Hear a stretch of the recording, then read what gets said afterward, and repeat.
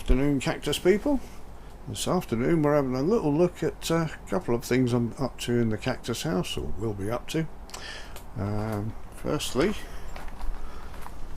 have a little look at the Mammillaria longimamma. These are all cuttings that I've just potted up. I potted up yesterday, and they're all from the couple of tubercles that a pigeon knocked off a few years ago. You saw them in a video earlier. I've just got around to potting them all up. Another thing that is on the cards to be done is repotting these Mammillaria gracilis. These are just about outgrowing the pots. These are all from the for sale tunnel, but I'm going to be potting these up into this size pot. I'll fill that one out. That one's a few years old. I've been in that pot for a few years. You can see the seed pods on it from earlier in the year. And this one at the back is badly in need of pruning. It should look like this one, but I put those there as an example of what happens if you don't prune them. They need a bit of a haircut, both of those there. So they'll end up like nice looking specimens, but that's not the main reason for today's video. You may remember yesterday I mentioned the Rebutia Problem, which I potted up quite a few of them, put them in the tunnel last year, but they've really not done very well.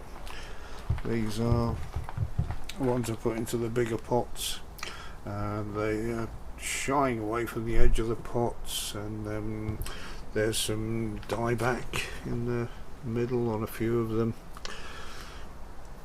So like I said yesterday, I'm going to have these out of these pots and possibly put them into smaller pots. They're definitely not up to for sale quality at all, so they'll be out. And similar with the ones in the smaller plastic pots, they again, bits of dieback here. They're not looking at all healthy. And in the very small pots, another similar story. And I don't think it's because it's too hot for them in the polytunnel, because it certainly gets hotter in the Cactus house than it does here. And these ones are doing fine. The only main difference between them is these ones are in clay pots. So I'm kind of thinking that if I'm going to sell them at all, that I ought to put them in clay pots. But I can pot these up into small ones. The only trouble is I'm going to have to charge a few more bob for them. I think this was something like 14 bob for a clay pot. Whether people will want to pay that much extra for a plant, but they certainly won't want to buy a plant that's looking unwell like these ones. So that's my dilemma there. Incidentally, all of these plants are all from one plant I bought 5 years ago, I think. I've even got the original label it came from. I forget who we bought it from now. Apologies if you're watching. You might recognise your handwriting if you are. Rebutia Problem in bud in brackets. So cutting wise, they've done absolutely marvellous.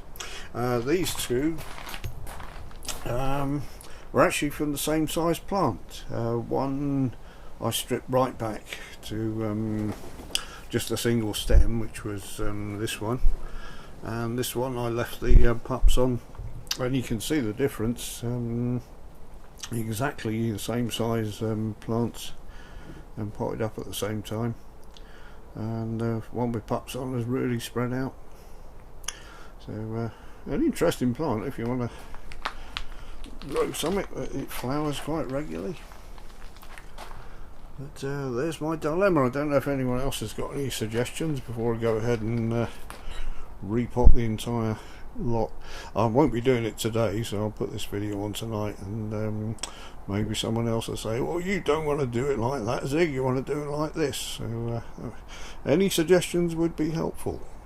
So that was the whole point of my video today. And now I've got to get back into the fruit cage. I've finished picking the currants, and now I've got to train some gooseberry bushes and dig an old blackcurrant bush out and replace it. So back to the real work. Thanks for watching, everyone.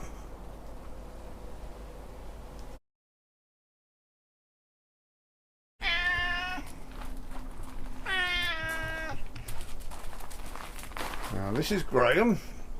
He appears to be our new cat. He's just come in seconds after I finished the video a minute ago. If he'd been in here a few seconds earlier, he could have joined in with that one. But I now have to stop filming and get him off my up onto your bed.